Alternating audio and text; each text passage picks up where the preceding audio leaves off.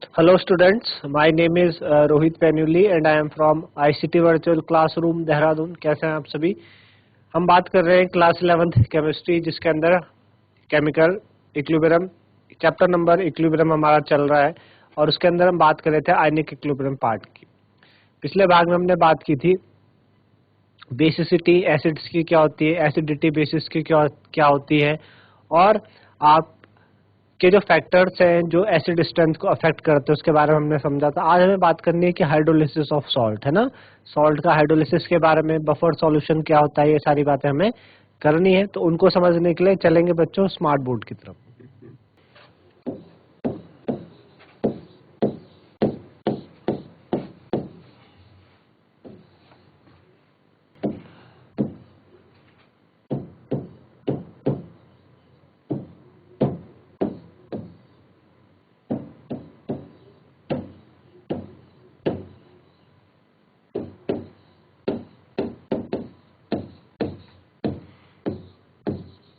Hydrolysis of salt and the pH of their solution and the pH of their solution.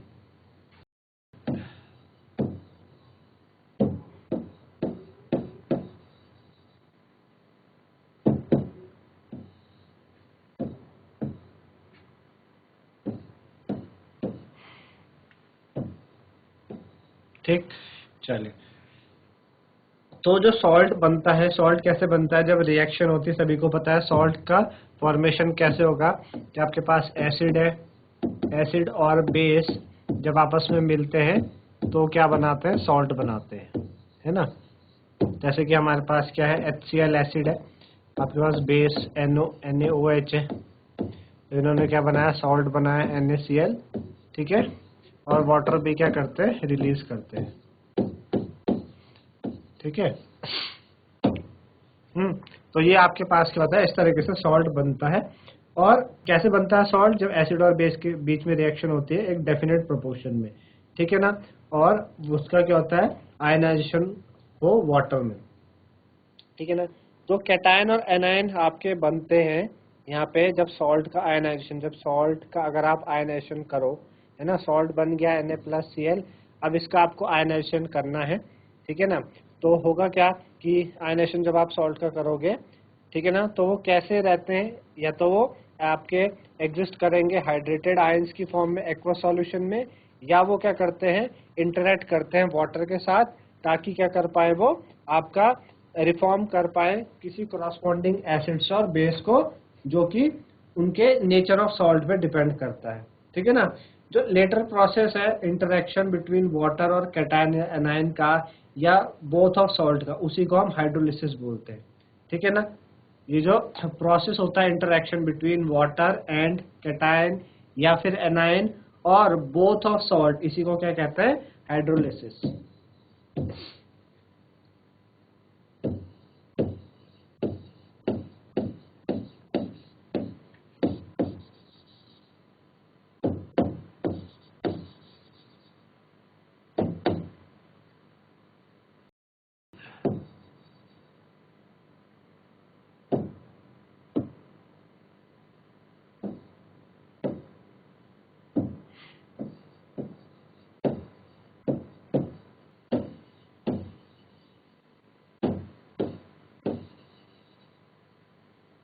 Between water and cation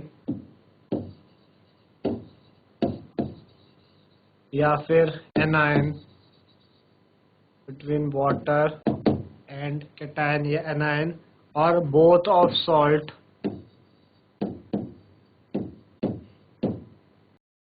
is called hydrolysis, is called hydrolysis, है ना। इसी को क्या कहते हैं? हम hydrolysis कहते हैं, is called hydrolysis। यही क्या होता है? आपका हाइड्रोलिसिस होता है। तो जो pH होता है सॉल्यूशन का, pH ऑफ सॉल्यूशन, वो अफेक्ट करता है इस इंटरेक्शन के कारण, है ना। सॉल्यूशन का pH इस इंटरेक्शन के कारण अफेक्ट करता है।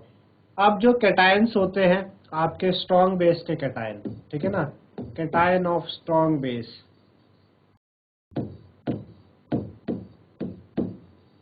स्ट्रॉन्ग बेस का कैटायन, जैसे NaOH स्ट्रॉन्ग बेस है, उसका कैटायन Na प्लस है ना, KOH स्ट्रॉन्ग बेस है, उसका कैटायन K प्लस, ठीक है ना, और कैल्शियम हाइड्रोक्साइड का कैटायन Ca+2, ठीक है ना, और बेरियम हाइड्रोक्साइड का कैटायन Ba+2। तो ये जो कैटायन होते हैं स्ट्रॉन्ग बेस के, ठीक है ना, ठीक, और जो एनायंस होते हैं स्ट्रॉन्ग एसिड के, anion of strong acid, strong acid के एनायन, ठीक है। स्ट्रॉन्ग एसिड के एनायन कौन कौन से हो गए, जैसे HCl का Cl नेगेटिव हो गया है ना, HBr का Br नेगेटिव हो गया, HNO3 का आपके पास NO3 नेगेटिव हो गया, HClO4 का ClO4 माइनस हो गया, एक्सेट्रा। तो ये जो कैटायन होते हैं स्ट्रॉन्ग बेस के, कैटायन होते हैं स्ट्रॉन्ग एसिड्स के, है ना, ये क्या होते हैं, सिंपली हाइड्रेट होके, सिंपली क्या होते हैं, हाइड्रेटेड रहते हैं, but they do not hydrolyse, इनका हाइड्रोलाइज नहीं होता, और इसलिए देयरफॉर जो सॉल्यूशन होता है आपका, जो सॉल्यूशन होता है सॉल्ट्स का formed from strong acid and base are neutral. आप कभी भी ध्यान दोगे कि स्ट्रॉन्ग बेस और स्ट्रॉन्ग एसिड से जो सॉल्ट बनता है उसका कभी हाइड्रोलिसिस नहीं होता, है ना, उसका क्या हाइड्रोलिसिस नहीं होता, वो हाइड्रोलाइज नहीं होता, क्योंकि वो क्या रहते हैं, पहले से हाइड्रेट रहते, तो वो हाइड्रोलिसिस नहीं करते, तो उनके पीएच में कुछ फर्क नहीं आता, ठीक है ना, उनका जो पीएच रहता है वो 7 के आसपास ही रहता है। लेकिन कुछ अदर कैटेगरी है सॉल्ट्स की, है ना, जिनका हाइड्रोलिसिस होता है, आई बात समझ में, उनका क्या होता है, हाइड्रोलिसिस होता है। तो नोट करने वाली बात क्या है, salts formed by strong base and strong acid simply get hydrated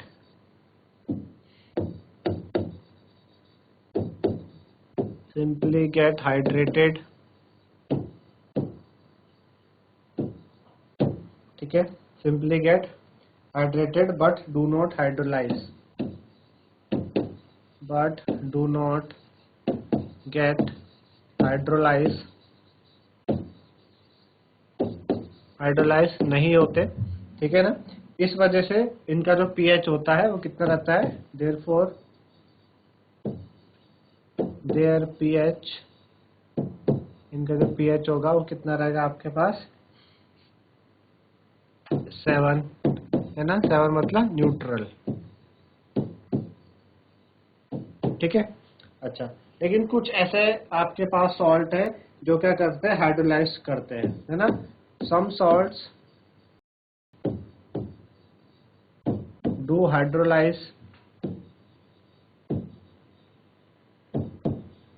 कुछ सॉल्ट क्या होते हैं, हाइड्रोलाइज होते हैं, जैसे कि पहला salt of weak acid and strong base, salt of weak acid and strong base, जैसे कि वीक एसिड आपके पास हो गया CH3COO नेगेटिव और स्ट्रॉन्ग बेस का कैटायन Na+, तो CH3COONA, CH3COONA, तो ये आपका क्या है, वीक एसिड और स्ट्रॉन्ग बेस का सॉल्ट, ये आपका हाइड्रोलाइज करता है ना। इसी तरीके से दूसरा आपके पास salt of strong acid and weak base, salt of strong acid and weak base,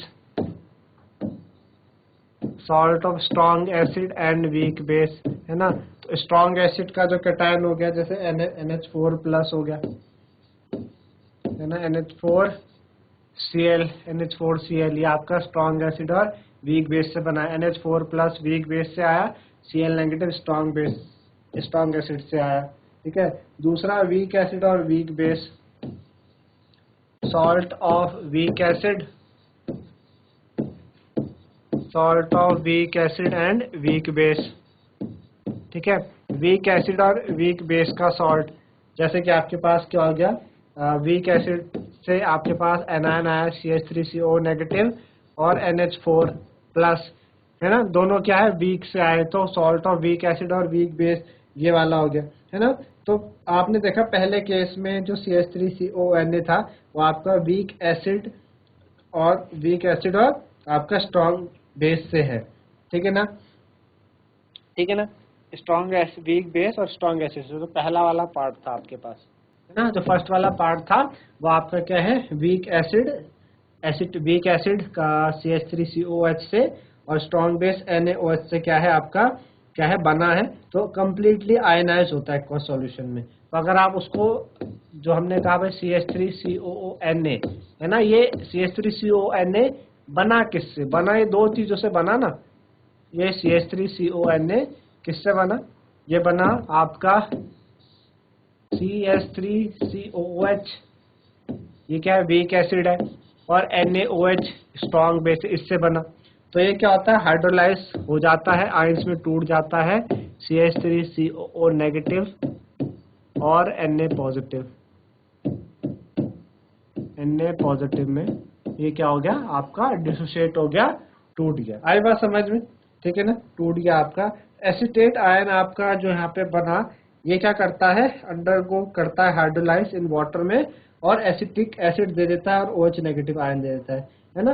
अब आपका ये बना CH3COO नेगेटिव बना, ठीक है ना। ये क्या करा वाटर में इसने क्या किया वाटर के साथ रिएक्ट किया, यहाँ से H प्लस ले लिया तो क्या बन जाएगा CH3COOH बना देगा और OH नेगेटिव ये क्या कर देगा दे देगा, है ना। इस तरीके से ये क्या कर देगा OH नेगेटिव दे देगा। तो यहाँ पे एसिटिक एसिड क्या है एक वीक एसिड है जिसका जो डिसोसिएशन कांस्टेंट लगभग 1.8 इंटू 10⁻⁵ के आसपास होता है। ये क्या करता है आपका रिमेन्स मेनली अनआयनाइज्ड होता है इन सॉल्यूशन में। इस वजह से क्या होने लगता है आपका क्या होने लगता है इंक्रीज होने लगती है OH negative ion concentration in solution, जिससे उसको एल्कलाइन बना देता है। तो इस वजह से pH ऐसे सॉल्यूशन का आपका 7 से ज्यादा चले जाता है, ऐसे सॉल्यूशन का pH क्या हो जाता है 7 से ज्यादा। आई बात समझ में।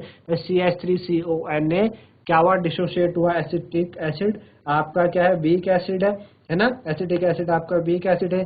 सबसे पहले हमने बात करी कि वीक एसिड CH3COOH और स्ट्रॉन्ग बेस NaOH से आपका क्या बना CH3COONA बना, सॉल्ट बना, ठीक है ना। तो ये क्या करता है कंप्लीटली आयनाइज एक्वा सॉल्यूशन में टूटेगा एसिटेट आयन में और आपका Na+ आयन में। अब एसिटेट आयन क्या करता है फर्दर आपका हाइड्रोलिसिस करता है वाटर के साथ और एसिटिक एसिड और OH नेगेटिव दे दिया उसने।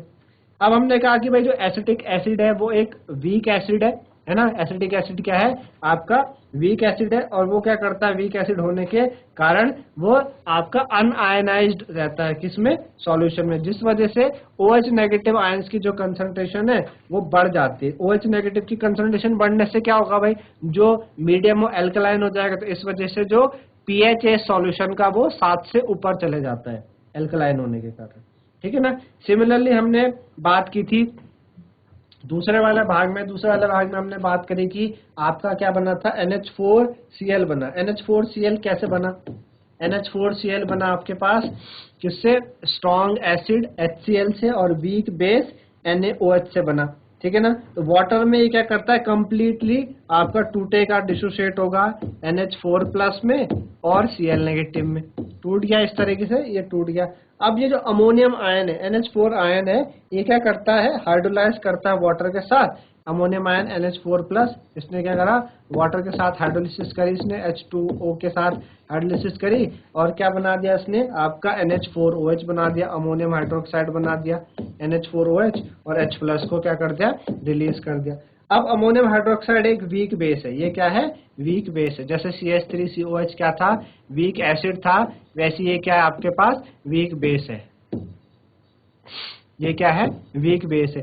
तो वीक बेस होने से ये क्या करता है ये भी क्या करता है अनआयनाइज्ड रहता है सॉल्यूशन में, जिस वजह से क्या होने लगती है जिस वजह से आपकी H+ की जो कंसंट्रेशन है वो सॉल्यूशन में बढ़ जाती है और सॉल्यूशन थोड़ा सा एसिडिक हो जाता है। तो जो pH होता है NH4Cl का वो आपका 7 से नीचे चले जाता है, 7 से नीचे चले जाता है। तो आपने नोटिस करा होगा कि CH3CONA किससे बना था स्ट्रॉन्ग बेस और वीक एसिड से बना सॉल्ट। इसका पीएच 7 से ऊपर जाता है, तो ये कैसा है, बेसिक है ना, वे बेसिक दिखा रहा है ना, इसको बेसिक दिखा रहा है इसको। तो वीक एसिड और स्ट्रॉन्ग बेस से बना सॉल्ट बेसिक होता है, अभी हमने बताया। इसी तरीके से स्ट्रॉन्ग एसिड और वीक बेस से बना सॉल्ट, ये स्ट्रॉन्ग एसिड और वीक बेस से बना सॉल्ट है ना, ये कैसा होता है आपका, एसिडिक हो जाता है, ठीक है ना। और ऊपर हमने कहा वीक एसिड और स्ट्रॉन्ग बेस से बना सॉल्ट बेसिक रहता है, ठीक है ना। आई बात समझ में, इस तरीके से हुआ, ठीक है ना। चलिए दूसरी बात कि हमारे पास हमने अगला पढ़ा था तीसरा, कि जो आपके पास CH3COONH4 है आपका सॉल्ट, जो वीक एसिड और वीक बेस से बना, CH3COONH4 वीक एसिड और वीक बेस से बना। तो वीक एसिड आपका CH3COOH और वीक बेस NH4OH उससे बनाए, है ना। तो ये क्या करता है, ये क्या करता है, ये आपका जो आयंस बनाता है उससे क्या कर जाता है आपका, ये भी क्या करेगा, टूटेगा। किस में टूटेगा, CH3COO नेगेटिव में टूटेगा और NH4 प्लस में ये टूटेगा। अब होता क्या है इसमें कि जो आयंस बनते हैं वो क्या करते हैं, हाइड्रोलाइज कर जाते हैं, और दोनों के दोनों हाइड्रोलाइज करेंगे वाटर से, H2O से क्या करेंगे, हाइड्रोलाइज करेंगे, क्या बना देंगे, CH3COH बना देगा, और ये बना देगा आपके पास NH4OH बना देगा, ठीक है ना। NH4OH ये आपका बना दे। अब यहाँ पे जो CH3COH है और NH4OH है, ये भी क्या कहते हैं, ये पार्शली डिसोसिएट होते हैं। ये क्या होंगे, पार्शली डिसोसिएट होंगे, पार्शली टूटेंगे, ठीक है ना। अब पार्शली टूट के क्या दे देगा, ये दे देगा CH3COO नेगेटिव और H प्लस। इसी तरीके से NH4 आपका NH4O प्लस टूटेगा तो क्या देगा, NH4 प्लस और OH नेगेटिव ये आपका देगा, है ना। तो विदाउट गोइंग इनटू डिटेल्ड आपका कि डिटेल्ड सॉल्यूशन में क्या हुआ, आप क्या कह सकते हैं कि भाई जो डिग्री ऑफ हाइड्रोलिसिस है वो इंडिपेंडेंट होती है कंसंट्रेशन ऑफ सॉल्यूशन की, कि आप सॉल्यूशन की कंसंट्रेशन कितनी भी ले लो, डिग्री ऑफ हाइड्रोलिसिस क्या होती है, इंडिपेंडेंट होती है। और जो पीएच होता है सॉल्यूशन का, वो आप कैसे डिटरमाइन करते हो, उसकी पी के वैल्यू से। सॉल्यूशन का पीएच आप उसकी पी के वैल्यू से डिटरमाइन करते हो, और पीएच सॉल्यूशन का आप पी के वैल्यू से कैसे डिटरमाइन कर सकते हो, 7 plus half pKa minus pKb। तो इस रिलेशन से आप क्या कर सकते हो, सॉल्यूशन का पीएच निकाल सकते हो, ठीक है ना। इस रिलेशन से क्या कर सकते हैं हम, सॉल्यूशन का पीएच निकाल सकते हैं, pH is equal to 7 plus half pKa minus pKb value से, ठीक है ना। अब पीएच ऑफ सॉल्यूशन अगर 7 से ज्यादा चले जाएगा, अगर पीएच ऑफ सॉल्यूशन क्या है, ग्रेटर देन 7 है, इफ डिफरेंस अगर पॉजिटिव आया तो it will be less than 7, अगर डिफरेंस नेगेटिव आया तो इस वजह से, ठीक है ना। तो pH of solution can be greater than 7 if the difference is positive, and it will be less than 7 if the difference is negative. आया बात समझ में। अगर डिफरेंस इनके बीच का जो डिफरेंस है वो कैसा आता है, ठीक है, डिफरेंस अगर पॉजिटिव आता है तो पीएच 7 से ज्यादा चले जाएगा, और अगर 7 से अगर नेगेटिव आता है तो 7 से कम चले जाएगा। आई बात समझ में। तो इस तरीके से आप निकाल सकते हैं। जैसे कि हमें एक क्वेश्चन है, आपके पास पीके ऑफ एसिटिक एसिड हमको दिया है, pK of acetic acid and pKb of ammonium hydroxide, pKb of ammonium hydroxide, ammonium hydroxide.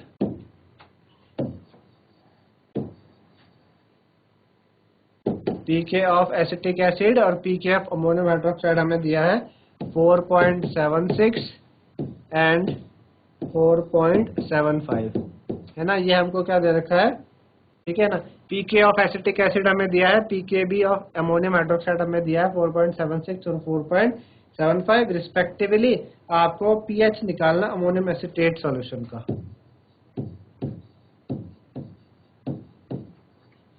Find pH of ammonium acetate, find pH of ammonium acetate, ammonium acetate. Ammonium acetate का क्या करो, pH निकालो। तो किस तरीके से निकाल सकते हैं अमोनियम एसिटेट का पीएच, हमारे पास फॉर्मूला है पीएच निकालने का। क्या फॉर्मूला है, 7 plus half PKA minus PKB, ठीक है। अच्छा 7 प्लस हाफ PKA हमें कितना दिया एसिटिक एसिड का 4.76 और ये हमें दिया है 4.75, इतना दिया है ना। तो 7 plus half 7 pH is equal to 7 plus half, अच्छा 4.76 में से 4.75 जाएगा तो कितना बचेगा आपके पास 0.01 देखो डिफरेंस पॉजिटिव आया। pH is equal to 7 plus half into 0.01, तो 7 प्लस 0.005 तो कितना आ जाएगा आपके पास 7.005, pH इतना आ गया। तो हमने ये तो बात की थी, पीछे हमने ये बात की थी ना, अगर डिफरेंस पॉजिटिव है तो pH 7 से ज्यादा जाएगा, डिफरेंस अगर नेगेटिव आया तो pH 7 से कम आएगा। ये तो हमने बात करी यहाँ पे इस रिलेशन में। इस रिलेशन में आप ध्यान से देखें, अगर ये वाला जो इनके बीच का जो डिफरेंस है, अगर इनके बीच का डिफरेंस कैसा है, अगर इनके बीच का डिफरेंस कैसा है, पॉजिटिव है, तो जो pH है वो 7 से ऊपर जा रहा है ना। और अगर क्या है डिफरेंस नेगेटिव है तो pH क्या जाएगा 7 से नीचे जाएगा। तो अभी आपने देखा डिफरेंस पॉजिटिव आया ना, इन दोनों का डिफरेंस कितना है, यहाँ पर दोनों का डिफरेंस 0.01 पॉजिटिव आ रहा, तो pH देखो 7 से ऊपर गया है ना। तो ये बताने की कोशिश कर रहे थे कि pH आपका किस तरीके से जाता है। तो ये कहानी थी आपकी हाइड्रोलिसिस ऑफ सॉल्ट को लेके कि बेसिकली हाइड्रोलिसिस ऑफ सॉल्ट होता क्या है, किस तरीके से हम डिटरमाइन करते हैं, ठीक है ना। अगला हमारे पास है बफर सॉल्यूशन। बफर सॉल्यूशन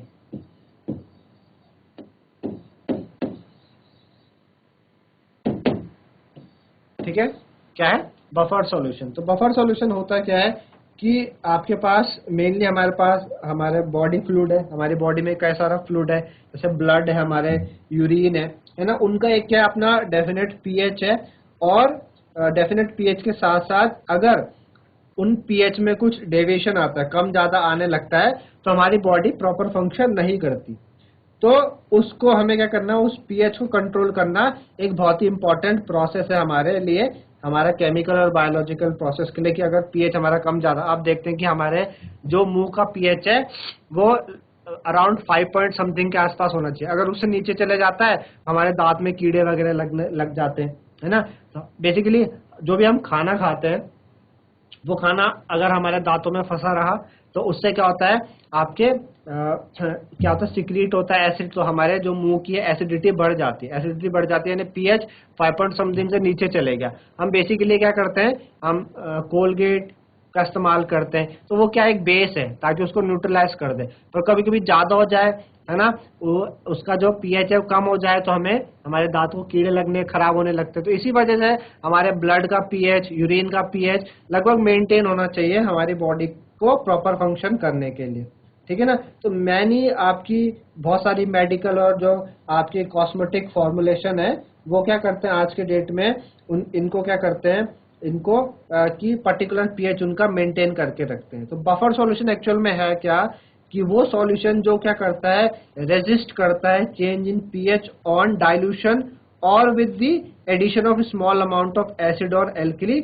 उसे हम बफर सॉल्यूशन कहते हैं। कि भाई सपोज आपके पास कोई सॉल्यूशन है ना, और आपने उसमें कुछ क्या डाला, उसमें आपने कुछ एसिड डाला या आपने कुछ में एल्कली डाला, तो वो क्या करेगा, अब जब आप डाइल्यूट कर रहे हो उसको, है ना, ये एसिड या कुछ एल्कली बेस डाल के आप उसको डाइल्यूट कर रहे हो, तो वो क्या करेगा, उस के पीएच को रोकेगा, मतलब उसके पीएच को वेरी करने से, कम या ज्यादा करने से क्या करता है, रेजिस्ट करता है, रोकता है। उसी को हम क्या कहते हैं, बफर सॉल्यूशन मेनली कहते हैं कि भाई यही क्या होता है, बफर सॉल्यूशन होता है ना। तो बफर सॉल्यूशन है क्या एक्चुअल में, the solution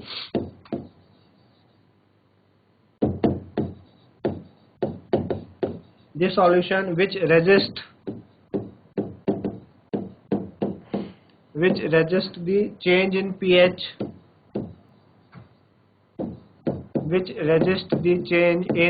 pH, on dilution the solution which resists the change in pH on dilution or with the solution which resists the change in pH on dilution or with the addition of a small amount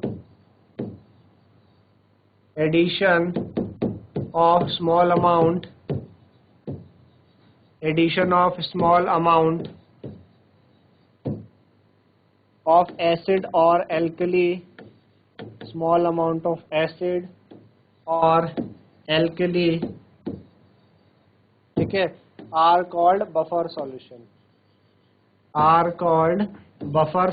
तो उसे हम क्या कहते हैं? Buffer solution कहते हैं. ठीक है, आई बात समझ में बफर सॉल्यूशन एक्चुअल में है क्या. ठीक है ना. तो buffer solution of non pH को आप, अगर आपको बफर सॉल्यूशन बनाना है किसी नॉन पीएच का, आप उसको बना सकते हैं कि अगर आपको pKa या pKb वैल्यू पता हो किसी एसिड की और बेस की, और आप क्या कर पाओ, कंट्रोल कर पाओ ratio of the salt and acid या सॉल्ट एंड बेस का. तो जो मिक्सचर होता है एसिटिक एसिड का या सोडियम एसीटेट का, वो क्या करता है, आपका एक बफर सॉल्यूशन का काम करता है अराउंड pH 4.75 के आसपास. इसी तरीके से अमोनियम क्लोराइड और अमोनियम हाइड्रोक्साइड बफर सॉल्यूशन का काम करता है 9.25 के अराउंड. ठीक है ना. इस तरीके से ये काम करता है. एग्जांपल के लिए जैसे हमने बात करी mixture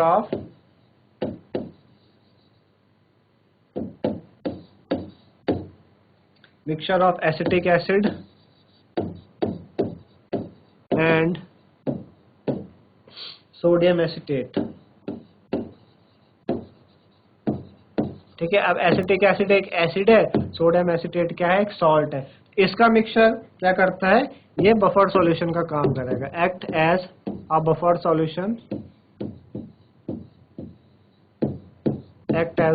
solution around pH of 4.75 के आसपास. ठीक है.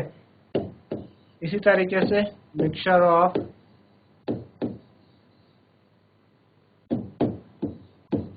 ऑफ आपका जैसे अमोनियम क्लोराइड हो गया. अमोनियम क्लोराइड एक सॉल्ट है. मिक्सचर ऑफ अमोनियम क्लोराइड, ठीक है, एंड आपका अमोनियम हाइड्रोक्साइड.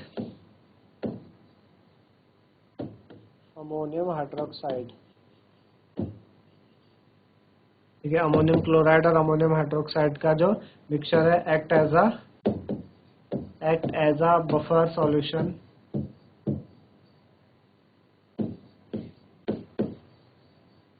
अराउंड, किसके अराउंड काम करेगा, ये 9.25 के आसपास है ना. 9.25 के आसपास है ना.